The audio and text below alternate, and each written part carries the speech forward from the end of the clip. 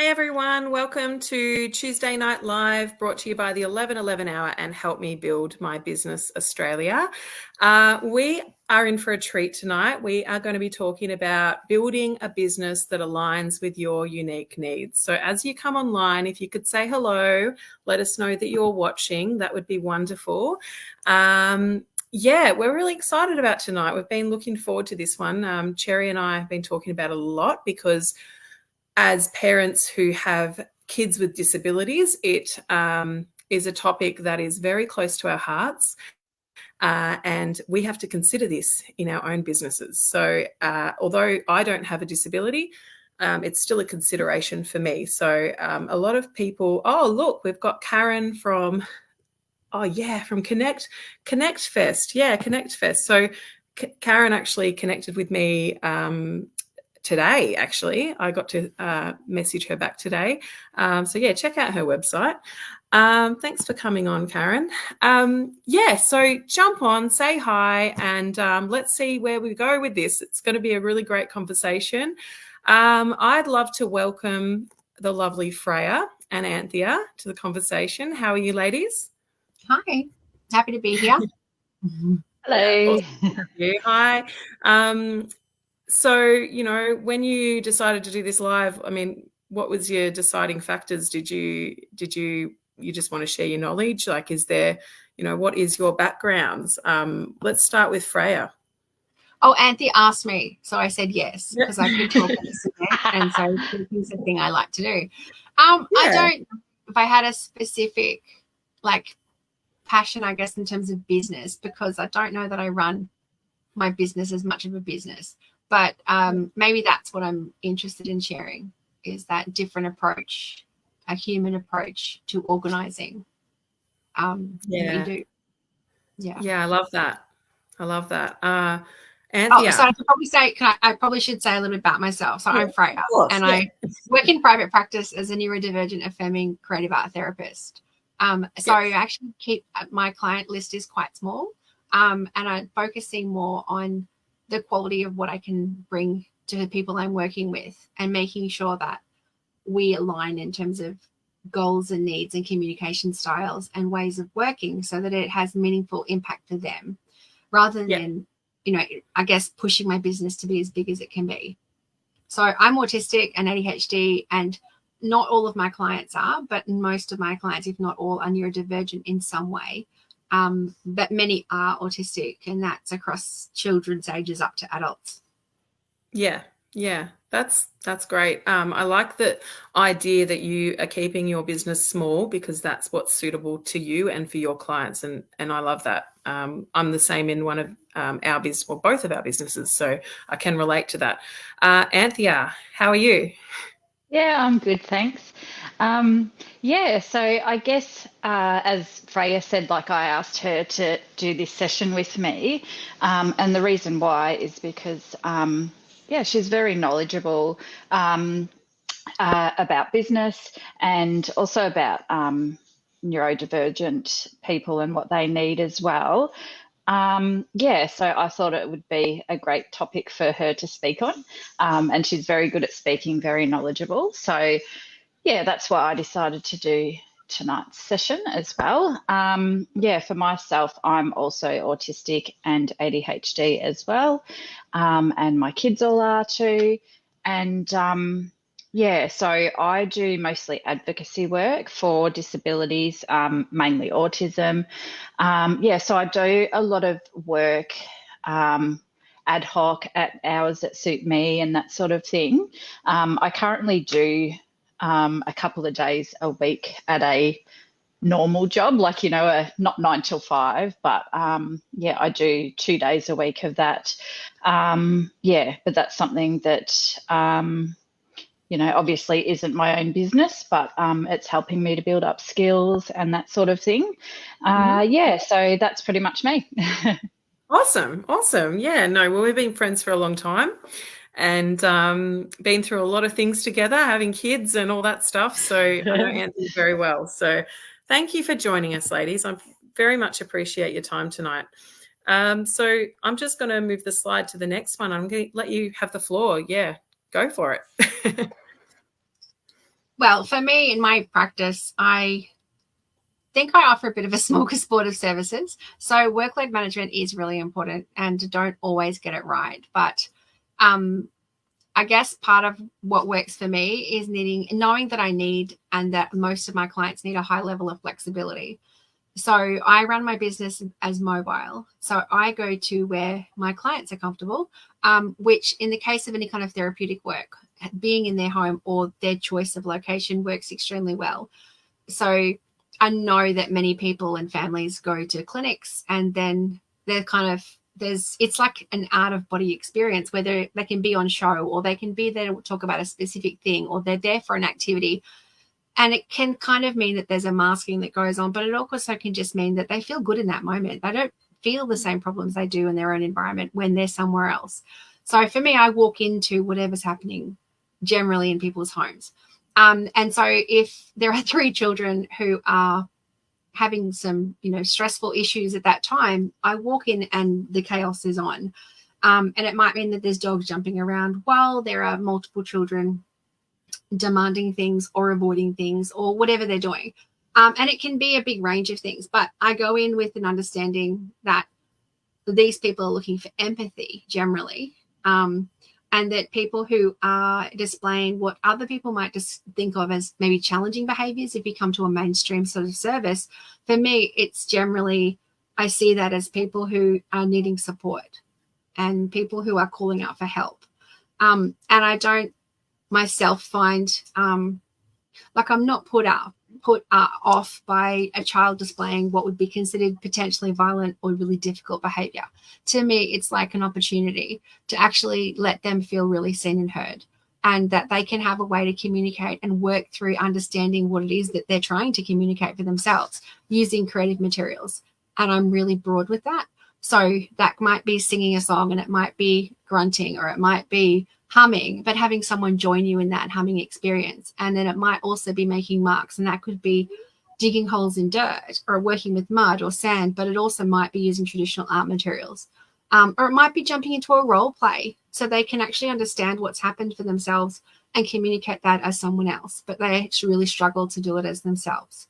And so often when I'm working with children, I'll work in different stages, using different materials in the same session so that they have alternative ways of expressing themselves. And then often working with an adult, you're working in a really sensory and tactile space. And so it's surprising how many people who have complex disabilities especially were never really given a lot of opportunities when they were younger to just experiment and make mistakes for themselves and explore things. And so it can be really confronting to be given an open-ended choice with art materials. And so they can need quite a lot of support. And sometimes it's as much as throwing someone a pom-pom for them to realize that that soft texture makes them feel something, and it can open up a somatic understanding for them of what's going on for them in their own body that might be emotional and attached to a memory. And so the way that I work with people is to really enter their space and then to work with what happens between us and emerges in that moment, and with a real openness to what materials may or may not go with that, and letting someone express themselves. So in terms of workload management, I allow flexibility, which means like people can cancel sessions with me up to 2 hours before, as long as it's reciprocal. So if my family or autistic child or myself is having a really struggling day, or we have a health issue somewhere in our family, I can also cancel or reschedule up to 2 hours before, because the people I work with have a relationship. Yeah, that's a really good tip, because, some of us have difficulties like that in our families, and, things come up with, when you do have additional needs, and I just love how you allow your clients to do the same, and it just shows a lot of respect for where you're both at. That's how I feel anyway. How do you feel, Anthea, about that? Yeah, so yeah, I agree too. Like, I always try to meet people where they're at, and also model for them different ways that they can do things and what they can ask for, because a lot of people that we work with will need different accommodations and stuff like that. But a lot of times they don't even know what it is they need. So, with us being autistic and ADHD ourselves, we can show them, what kind of different ways we do things, and, through them having that safe space with us, they can then experiment while being with us. And then hopefully once they've got confidence with us, then they can transfer that to elsewhere as well, which is pretty much the way that I was given that safe space to, learn different things to help me and to practice them. And, still now I have certain places where I can go and explore, what I need and that sort of thing. So, I know how good it's been to have that modelled for me. So to have, to be able to then pass that on to other people is really important. And just for people to know that you actually get it as well, as opposed to, like going to a therapist or, whoever it may be, whoever you're having a meeting with or something like that, and having them say, oh, okay, I think I can understand where you're coming from. Whereas with us, they know that, we live that as well. So, having that lived experience is really helpful. And I like also the idea of, I know you and I, Tabitha, have talked about sometimes about, having that time that's optimal for us to work that may be completely different to, what other people, it's not that 9 to 5, Monday to Friday sort of thing. And I spoke to someone else I know who's an autistic advocate who, works a lot in the space. And, she said to me, I don't know if you noticed, but I have been really quiet for 6 months. And she said, I was just burnt out. And so I just took 6 months off from everything. And, took that time to regroup and gather my strength together. And now I'm good to go again. And, that's what may work for some people, working for 6 months, 5, 7, whatever it is, days a week. And then, having that longer break. It might be working night times and, sleeping half the day and that sort of thing. Or for people like myself with chronic health issues as well, it might be learning to break it down into really small chunks and really pacing, so that you don't get burnt out all the time as well.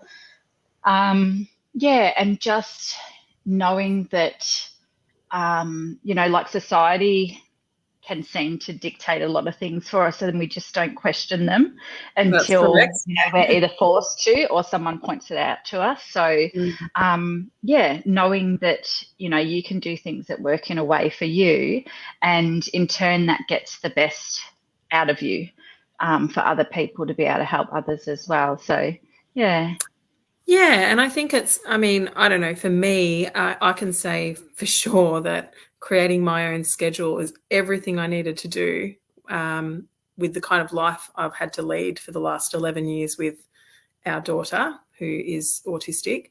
I had to change everything. And some people, I guess, I don't know, it used to be that, that you went into an office. Well, I would have, right? My background is working in offices, right? So I would have had to go into an office and work, but now I get to work from home with what I do. And I've created that for myself, but it's good that it's more socially acceptable now to, change things up a bit. And one thing that you both said or touched on was that when you're working with a person that is autistic or has ADHD, the fact that you guys know, on a different level than what I perhaps would know, how to get on the level of that child or that adult. I don't know. I like that.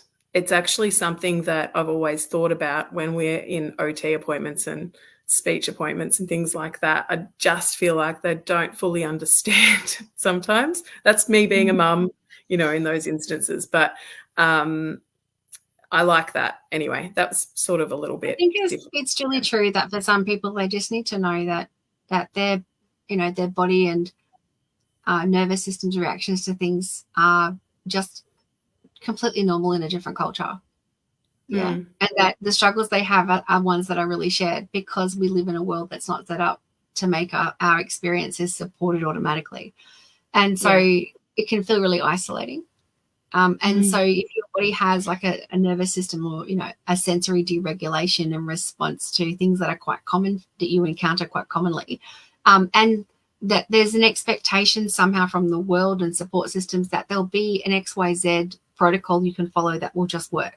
So many systems want to know the solution. Education systems especially want to know what is the solution that can be applied in this number of times in this scenario that will work. And that's just not the reality.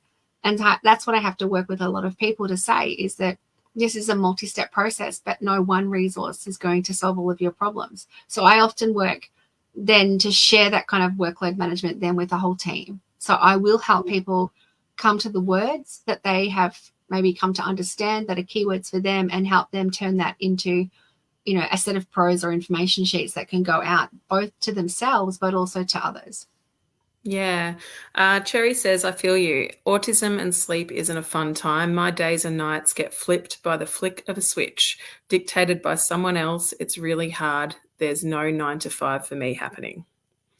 So, yeah. And Roy says, losing your energy for everyday life needs different thinking. We are not robots and devoid of needs. What I find is that I can actually achieve really extraordinary amounts of things in a very short time when I'm working at my optimal focus. So I can have periods where I can, you know, I can organize an art exhibition of 10 clients, for example, in a week. But in my regular day-to-day life, I need to not schedule too many things in one day. And I need to have breaks, because I need processing time, because I still have the need for slow processing time. And I honor that for myself. And I make sure that that the need for these things is communicated to those around me, and that these things are not questionable and they're just a normal way of being. So for me, I think I've had to learn that the hard way. Like, I've had some chronic health issues, and last year I ended up in hospital, and then had to have kind of 12 weeks off work due to genetic blood clotting disorder, kind of taking away my ability to kind of function, and needing to go down a very long rabbit hole of medications and management. So I did not actually lose my clients through that. They all hung around. And I just communicated clearly what was kind of happening. And we still went on to achieve the same kind of projects. It was just on a different way of working. And that's, for me, is really important when it comes to choosing how you focus your business. So being able to sort of maintain strong relationships when you're in a space where you can't work, and that you honor that other people's needs may hit that point at some point. So they can stay on my books, but I can not see them for periods of time also. It has to be mutual. Yeah, yeah.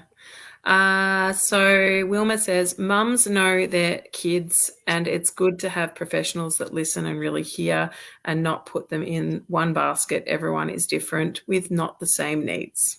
Yeah. I feel the same way. That's what's so hard, is that needs really do change. So, and I have worked with clients who are doing great under kind of one management protocol, but then all of a sudden don't sleep for 2 weeks, and nobody in the house sleeps for 2 weeks. And it doesn't seem like it's almost a possibility, but you have people, you know, who the whole system changes. So what they need as a support unit is different, and your needs do change. Yes. Corinne mentioned, I think every parent of a child on the spectrum has a really thorough understanding of autism. I think every parent on an autistic child is expert in their own right. I guess, we do have this innate ability to understand, and we go through years and years of education as a parent with children with autism. It does seem like that, though, but then I have this situation of sometimes encountering families where that's just not the case. Yeah. And that parent hopes and dreams are still like causing a battleground in that household, or the parent are trying very hard to cope with no support because the extended family refuse to just accept how they are and what their needs are. And you have other situations where their needs are changing a lot because nobody's taken the time to actually just fully listen and then help them learn what it is that they need, because some people don't know and they have to learn and change. And when they encounter something new, there's a whole new set of negotiating for them what that reaction meant in their body and what they have to do with that. And that's a real process, and not all people can come to words, and not all people can express themselves. And they have to have the ability to work through that. That's where I find creative art therapy is really useful, because it's a really different mode and way of working. Yeah. When it comes to choosing clients or focus, what are your tips, ladies? Yeah. I think you have to treat yourself as a human. So you're not just building a business. And I've been using I think it's just having it written somewhere was really lovely. I was very, very privileged that Jackie Should, who's written a book, in this case, it's focused on art therapy. So it's therapy, private practice. But her focus is creating a private practice that enriches you as a human and a therapist. I've forgotten which way is it, that way, that it's clear. Okay. It's a fabulous book and for a number of reasons. And one of those is that it's got an enlarged font size. So it breaks it down and it doesn't offer too much information on each page. So it gives you, and it's written in small sections, but it also has instructions on things like how to read this book, which I just think are amazing. So it does that real autistic communication of, I'm going to structure this book in this way, and you have these choices. You do not need to read it chronologically, but you can. So it then does contents by chronological order, and then separately does contents by topic. Rather than having some kind of, thing at the back you have to go through and search, it just prioritizes it at the front and says, you can choose what you need to look at. And I just love that. And what it is it's a collation of her work when she went through the first 3 years of setting up a private practice. And it kind of talks about the things she had to come to know and realize and also accept about her own needs as a human when running a business. And so she goes through all of these points. It's fabulous. Sorry. No, I'm sorry to jump in. I'm just wondering if this is, have you seen that in a book before, Freya, or is that? No, and I just am connected with her through LinkedIn, and she runs a blog, and she is really just very open in her process. And now she's gone from having a larger, successful business model practice to specializing in late identified autistic people specifically, and then talks about the decisions she made around who are the clients she wants to work with, and so what does she want to focus on? And so are they people who, for example, are just accessing regular therapies and they have an excessive amount of insurance money? So where is your price point sit? What are you valuing? Are you valuing the relationship you can build with somebody, or having a business model that is financial? Like, what do you need from your business? And so for me, I want a sustained career that I'm able to work in, that I'm able to make a difference and help people. So I don't, for example, focus on charging the maximum prices. I'm working in the NDIS billable space because the clients I'm working with are people who don't financially have the means to be paying independently, but are accessing services because they need support to just live an everyday life. And half the time, they're not even clear what support it is that they need. And so, it's a bit of a process. And then I do write reports. So I have to be in that middle ground between working with people and where they're at, and then communicating that in language that's accepted by a funding body. So it's you've got to choose your clients and choose your focus. And obviously it's a specific model, but I think it really does apply outside of therapies. Like, you still have the choice. Yeah, I have a disability organisation that I co-own, and we certainly choose our clients. We know who our client is and who we can help. And that goes for support work or any of the other allied health things that we do. We have creative art therapy as well. So I'm really interested in that book. I definitely want a copy of that book. It sounds fantastic. She's self-published, I believe. So she sells it through her own. Yeah, and I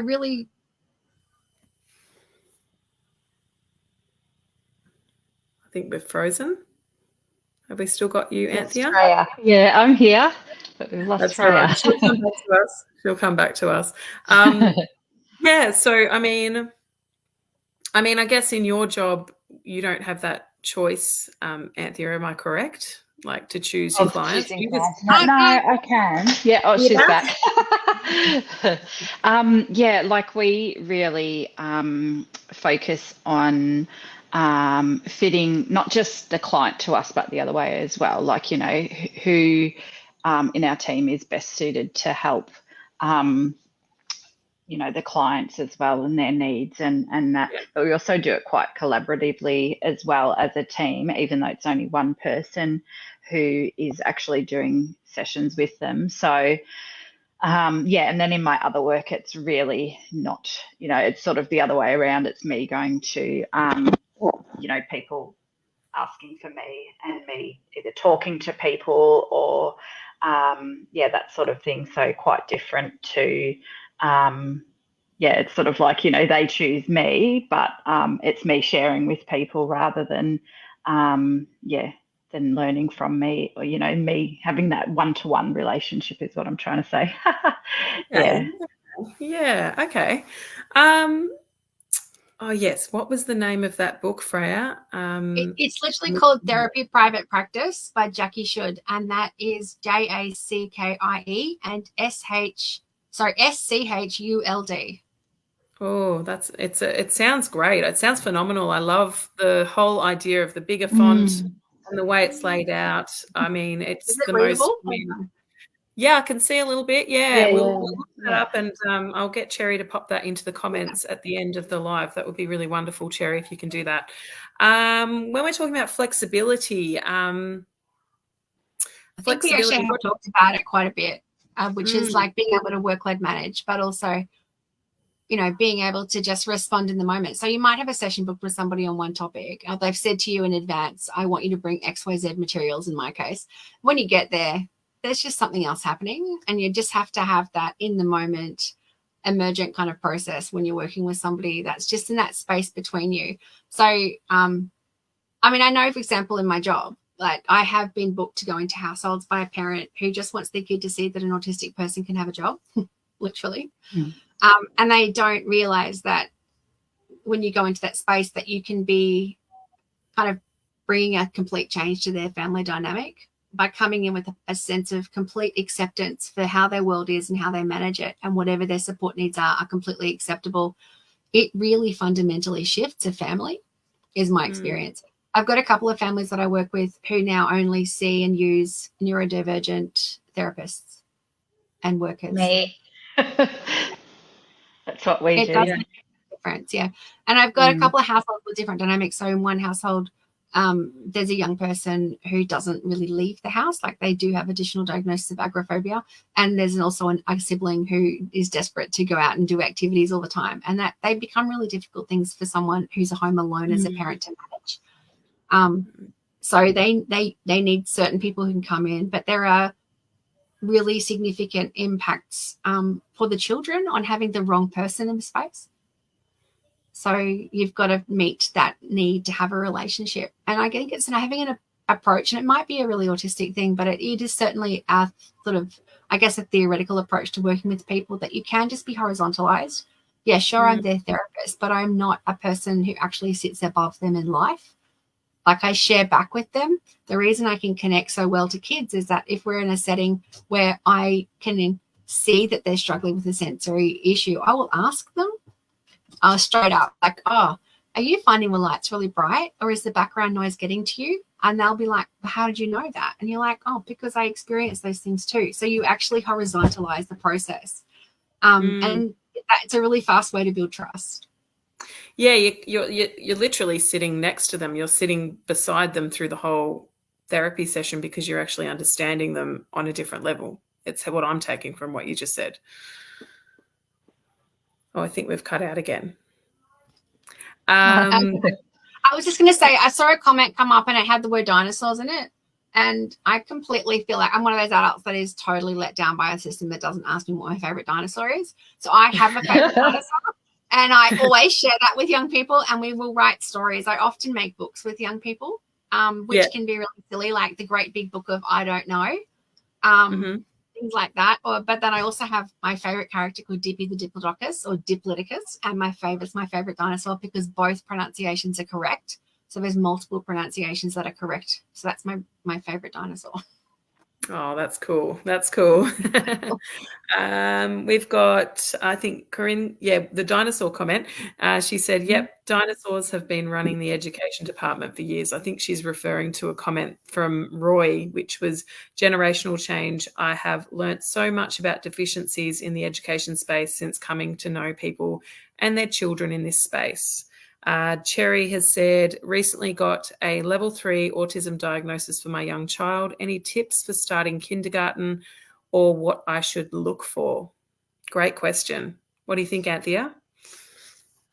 Oh, When you're well, looking I at didn't, schools for your kids, what I are you didn't looking at? know that any of my kids. Oh, actually, I did. I knew for my youngest that he was autistic before he started kinder. But yeah, for the others, I had no idea. I had no idea that I was. Um, I think having the right therapist around, as we've mentioned, like I definitely always now look for people who have a lived experience, ideally someone who has got some sort of neurodivergence, but if not, at the very least, someone who has a lived experience of caring for someone who's neurodivergent.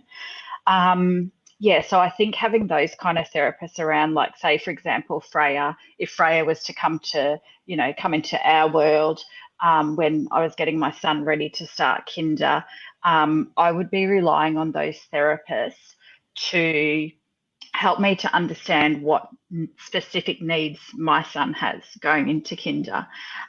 Because, like as they say, every autistic person is different. And like I have absolutely no interest in dinosaurs. I never have. Apart from the dinosaur stampede in the middle of nowhere in Queensland, that was amazing. But like I've just never had an interest in dinosaurs. Unicorns and sparkly things, sure. But that's also, we're also different. And like learning what it is for your specific child or yourself, and what works. And that again can grow and change over time. Today it'll be one thing, tomorrow it'll be different, but you will get a feel for, what it is that works for your child. And then, knowing what questions to ask the kindergarten as well.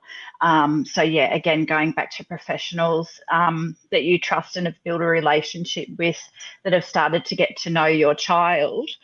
Like my first child was diagnosed, I think, like 7 years ago or something.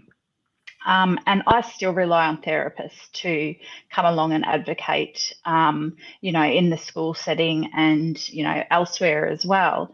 Because there is a bit of an art to that, though, Anthea. There is a bit of an art to that, which is, so, for example, with one of the families I work with, they have 3 children. One's homeschooled, one's in a mainstream school, and the younger one they're trying to get into a kinder program. But because the older 2 are both diagnosed level 3, the kinder program says they don't think they have the capacity to support the younger person. And so there is an issue that can arise if you're going there and saying your young person has support needs, that they can say, we're just not set up, we don't have the capacity at this point, which can be a problematic situation. But I think every state's quite different in that stuff. What we found is that the OT was communicating, because it's pretty well measurable and really well respected. The OT was communicating with the school for the young person, and the school didn't like. They were actually communicating extremely effectively in a really non-offensive way, in a super helpful, informative, and factually based way. But the school still took offence and banned them completely. Whereas I work on communicating with the parent or communicating with the child when there's been an incident, breaking down what's happened for the child, what the child needed as a support situation in that situation.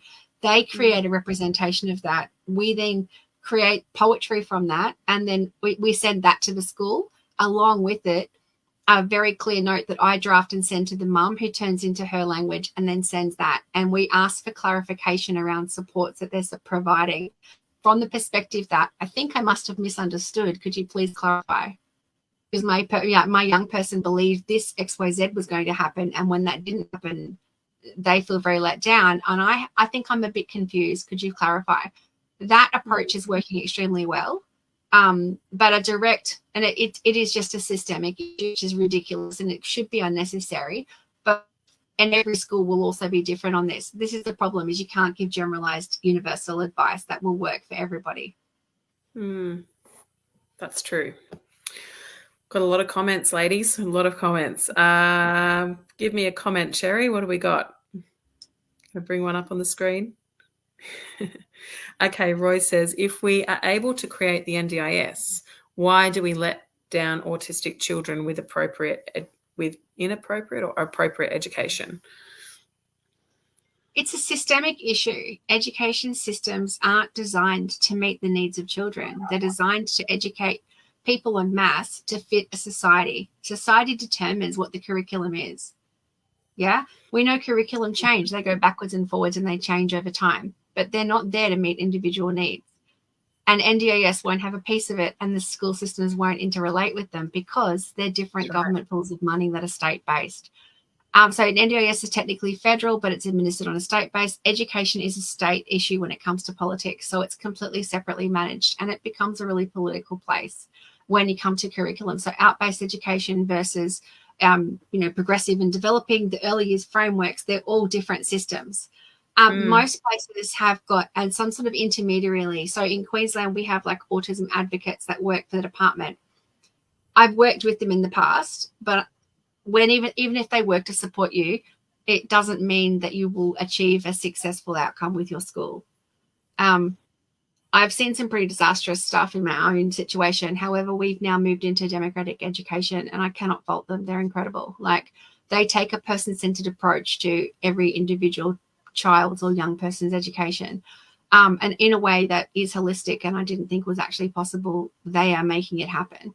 So if children need to work completely isolated in a cubby they've built themselves, the child can design their own learning program, and they will assess all of the curriculum through a child's special interests and self-designed program. And if they complete the foundational units that demonstrate competency in that, they can match them to a learning expert in anywhere in the democratic education networks to develop and further advance. They've got young people who are doing recordings of music and working with all sorts of people. They have engineers in Spain, part of the network, who will work with any student who's completed a competency on the basic construction projects and engineering designs, and they will mentor them in real life projects. They have the capacity to work in a very small school setting on projects that don't limit access to the curriculum. You're not limited by the interests of others. You can work independently. And I find that amazing. They also offer fees based on amazing. Yeah. That sounds amazing. Amazing, Freya. I'd like to do some research on that.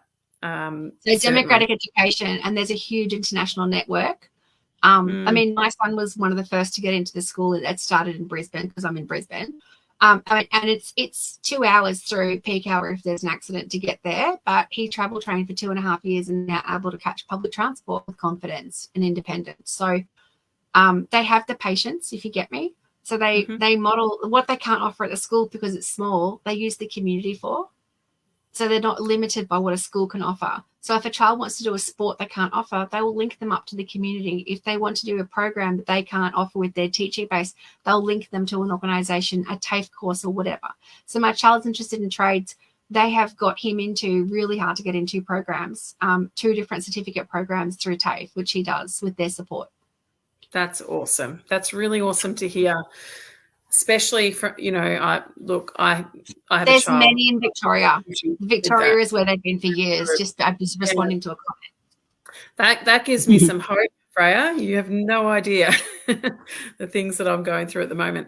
What I found is that it closely aligned. I did homeschool him in the middle between when we had a situation with the school. It's quite ludicrous where they actually presented a different child's report card in our meeting to argue that we were making unrealistic assertions, and it was the wrong child with the same first name from the same year level. And I had to produce his report card to prove that they actually got it really wrong. And I was like, can we just do this meeting again? But that I thought was a really ludicrous meeting, which was the straw that broke the camel's back, that they were comparing him to a child who was not him. And I then homeschooled him for a few years. Now, the democratic school aligned with how we homeschooled. So I really advocate for using a child's special interests. If you're working with a child, you go with their special interests. If they want support around anything and you want them to communicate more, you deep dive into their special interests. You have no idea the number of books I've made on axolotls with kids, the number of things I've done with, I can't remember, with fingerlings. The number of things I've made about, I don't even know what they are. I've been working with fingerlings with a kid for 6 months. I didn't know that they had a heart that made tunes. I found that out the other day. It doesn't matter what their interests are. You just go in and you go with it. And you can I created feelings cards around Minecraft for a family. And then I think Aspect was then using them as models because they have to be personalized. It's not what the character does. It's what they mean to that person. But then I've made these adults. So I've got an autistic adult, and they need to know that when they're having a meltdown, they need people to know that they're situationally mute and that what they need is processing time, and that there's a range of strategies that do work to support them, but they don't know which one they need at that moment. And you need to go through and check which one they need in that moment because they don't know. And so we've made a whole series of very personalized and painted in a style that suits them. And that they are laminated on the wall, but they're also in an app that they use to communicate with all their supports, so that if any of the support workers or therapists come to do a session and they're in that state, they've got a series of strategies of what they need to actually do to offer support.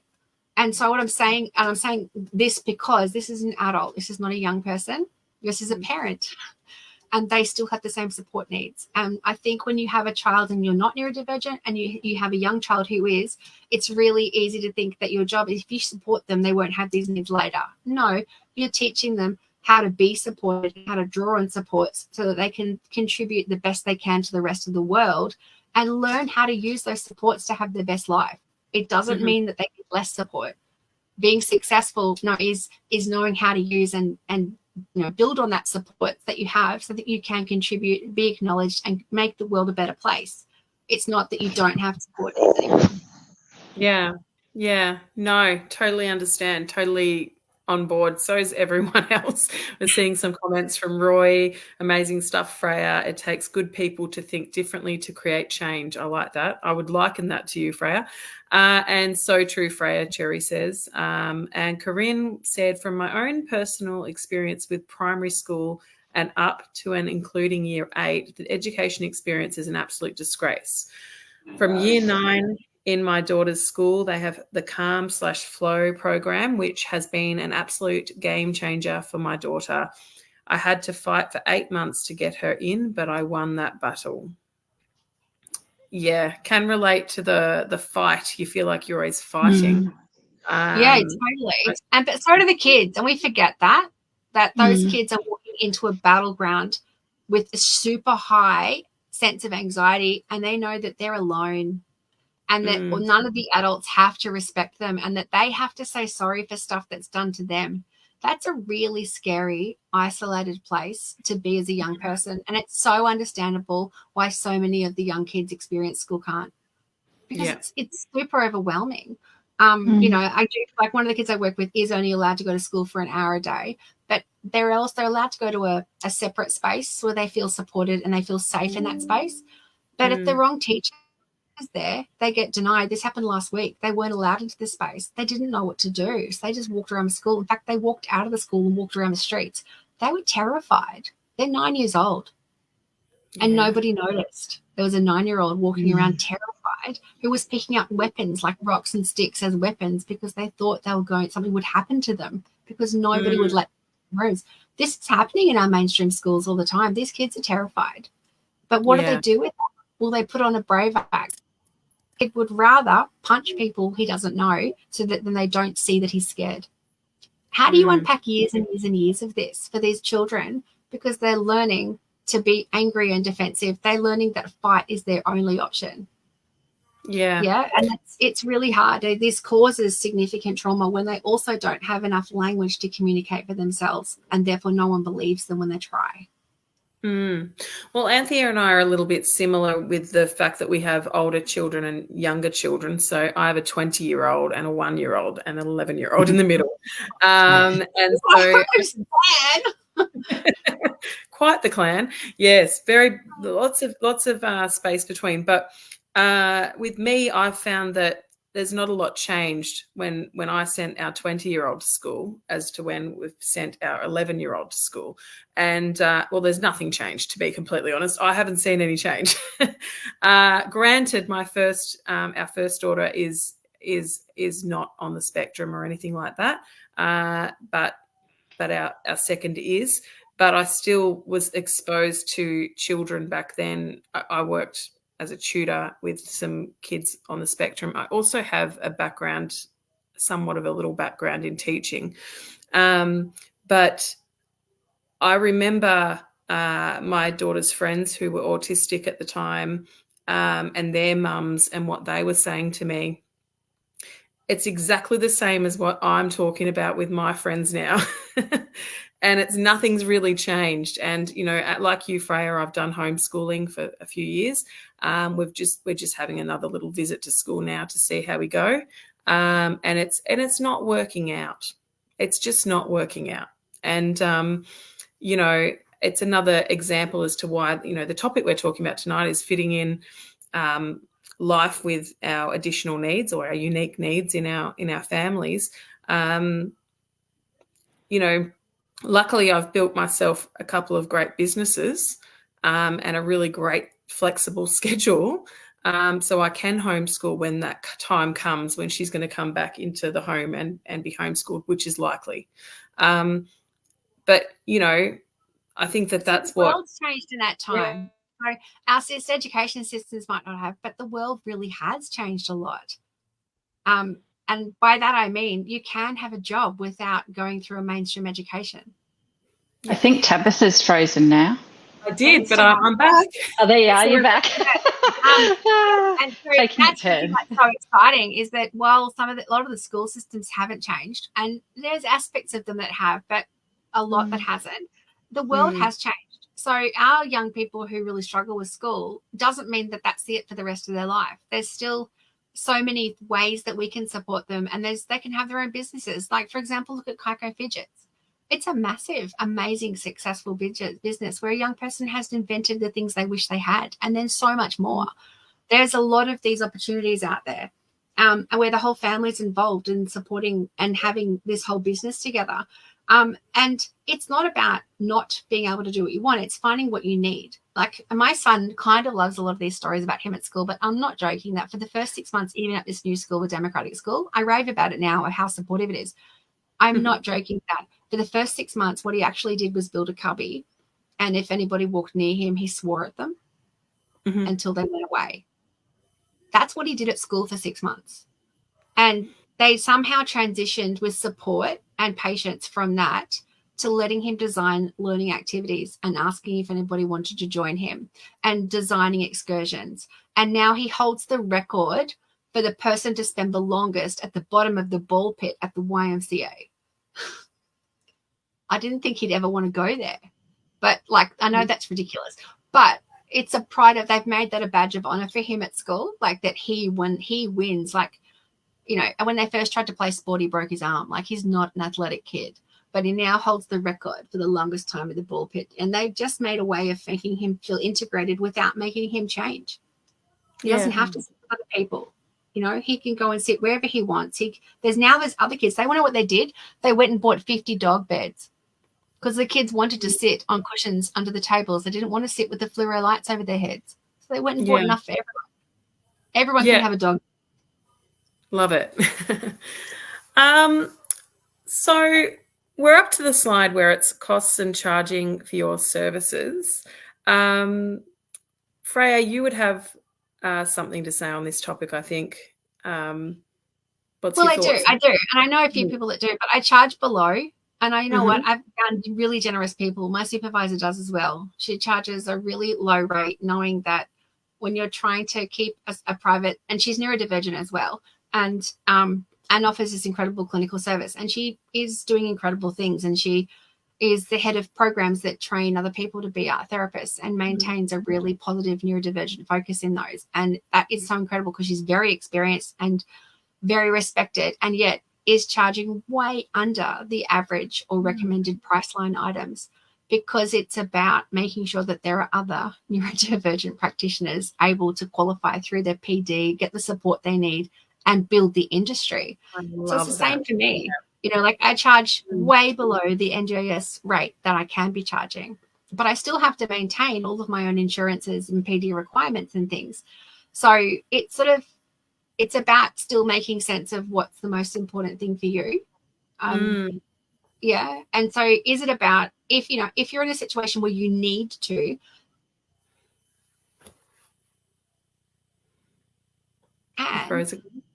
Just coming back. Sorry. Okay. So walked up, not just talk the talk. That was one I put up there. And I think what I meant by that was when you're telling people you work with that they need to practice self-care, but you're not practicing self-care, it shows. Yeah. So walk the walk. That's true. Yeah. I see less clients in a day when I'm tired. If I'm having my best ever business conversation was messaging someone in the morning and saying, oh, look, I'm really sorry, but I think I'm going to have to be late. Is it okay if I'm a bit late? Because I just need more time and I need a coffee before I can leave the house, and I need to have another shower because I just need to clear my head before I can come and give you the attention you deserve. And she said, please take as long as you want. We're still all in bed and we can't cope with the world today. And it was like, that was so good, because I opened it with what my vulnerable needs were. They fed straight back. And it meant that when I got there, we were ready to meet in that space and that we fully accepted each other. I just love that. I'm going to be slightly late. Is that okay? Followed by, please come as late as you possibly can. It was just the best conversation ever. But I would never have found that out if I hadn't been brave enough to just say, I need a bit more time this morning. Being honest and real, and that allowed your client to feel that they could be comfortable in saying that. I showed her that if you can't make a deadline, communicate about it. Communication is more important than pushing yourself. And we say these things. We say it's really important to prioritize your own needs. It's important to take time out for yourself. Sometimes you've just got to demonstrate it and do it. Yeah, that's true. That's true. What do you speak about with that, Anthea? Like, do you feel like you walk the walk and not just talk the talk? You know different, so you just keep in your corner. But like when Freya was talking, what I was thinking was, like I often share, because I work more with the carers. So a lot of these carers are neurodivergent themselves. A lot of them don't know that they are. Some of them do, and, you know, have lots of other medical needs and so forth. So, you know, they're quite burnt out in that themselves, as well as, you know, running after their children. And, you know, so I will bring up the whole, you know, because one of the questions that, like there's a few set questions, and one of them is, you know, what are you doing for self-care? How, you know, where do you rate what you're doing? And, you know, like it's always the most difficult question for people, because it's not about the person that they're caring for, it's about themselves and, you know, what am I doing for myself? And, like I guess a way that I've been, forced to model this has been a few times lately when I've had to take unexpected leave at the last minute, and that's happened a few times lately. And, like it just sort of makes the carers feel more able to do the same when they need to, you know, and giving them clear guidelines as well. Like as Freya was saying, like for us, it's just, can you contact us, you know, prior to your session to let us know?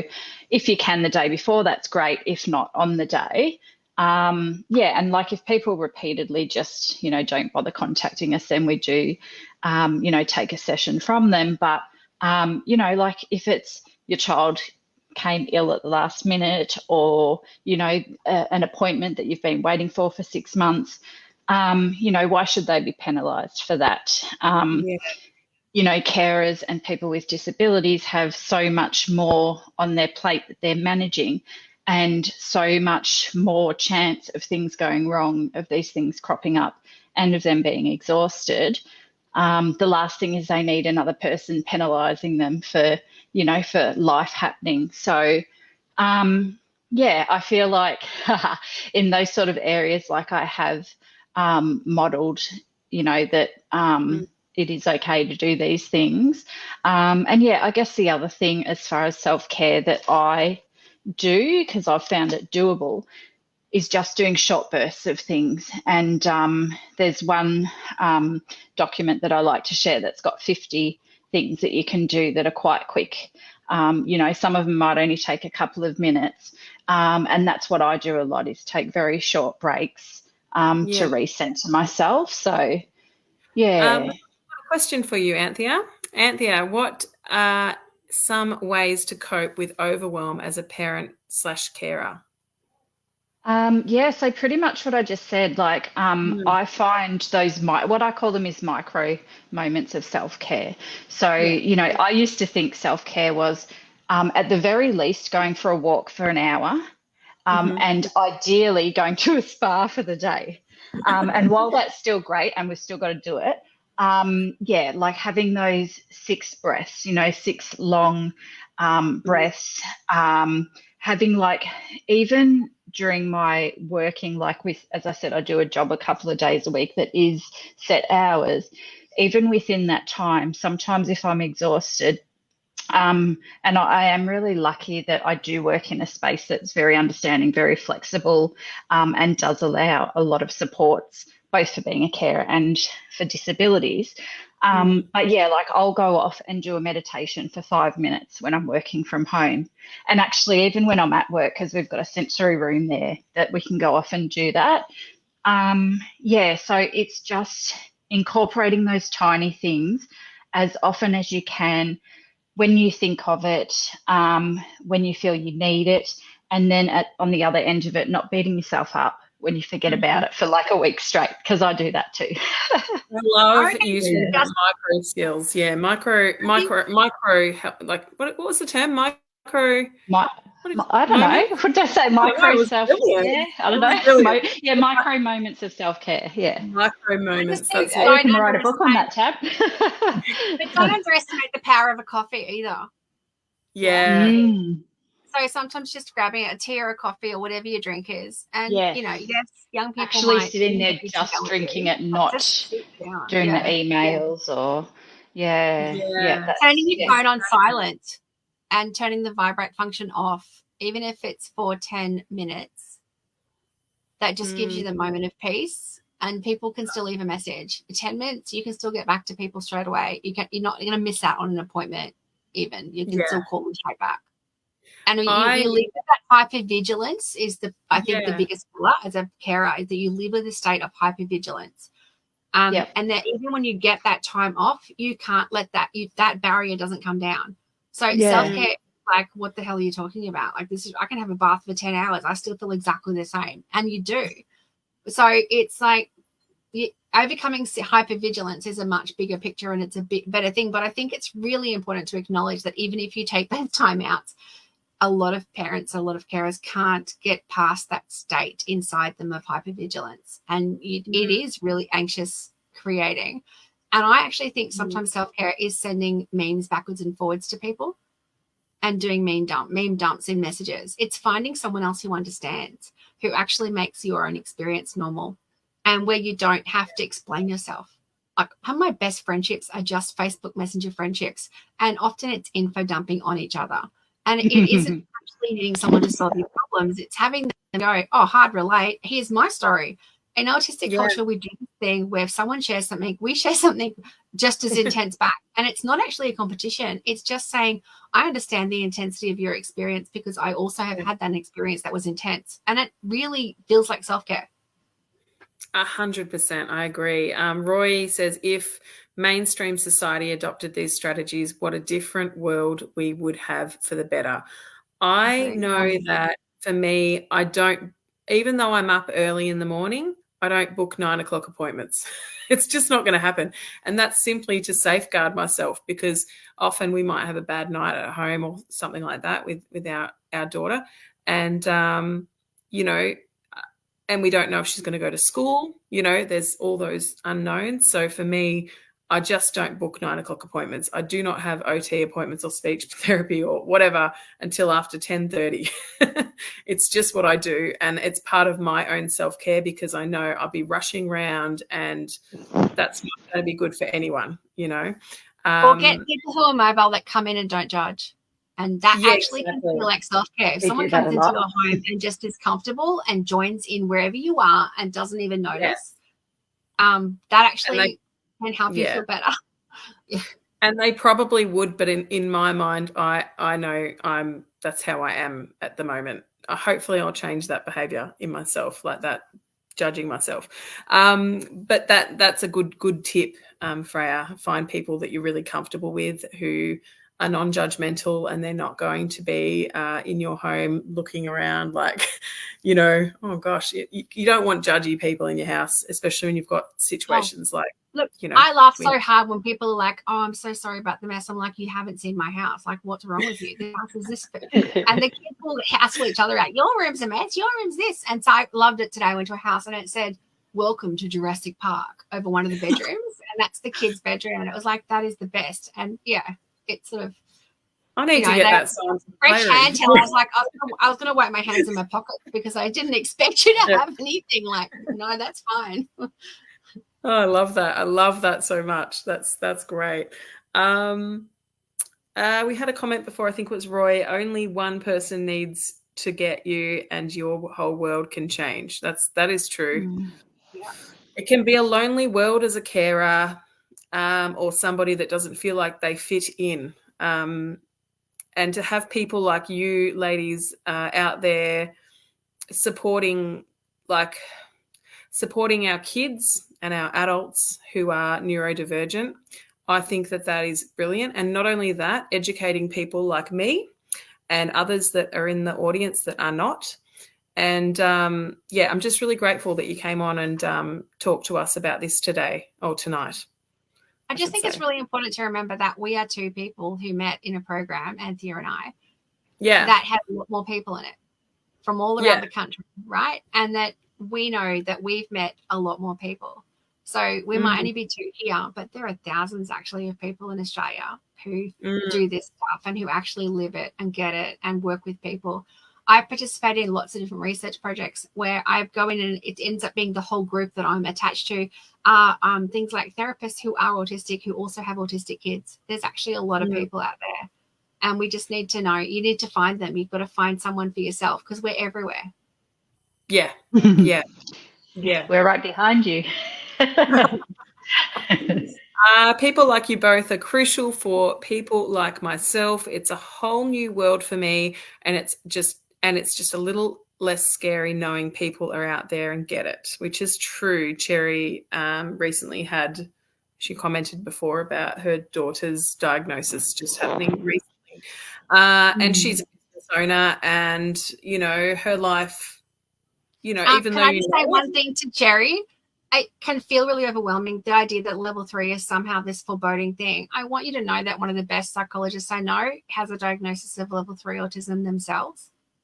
And they offer a specialized service where they do psychology in gaming platforms for adults and children, because they often have some of the similar barriers to going out and to social engagement and conversations with people and strangers, etc.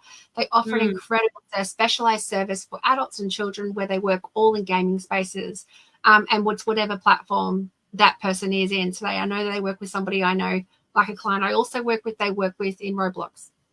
That's awesome. Engage in all and they just create normal social setting and create and model social relationships in a way that is neurodivergent affirming completely. And the kids learn and grow over time to know that they have the same diagnosis that they do and that they live a fulfilled life. Yeah. And that it's yourself. Yeah. I love that. I love that so much. Thank you very much, ladies. Thank you for coming on tonight. And not only that, it was a really powerful conversation. We covered a lot. And I love that. So thank you very, very much. Thank you everyone that listened in this evening, and those that are catching us on Spotify and YouTube and all the rest that Cherry set up, because I've lost count. And yeah, so let's pop in the comments. Cherry, you'll be able to do this for us.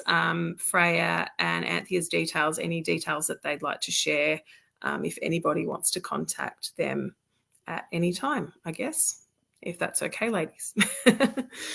All right, well, let's sign off tonight. And thank you very much again to you both. And thanks to everyone that joined us. It's been a really informative night. Thank you. Thank you.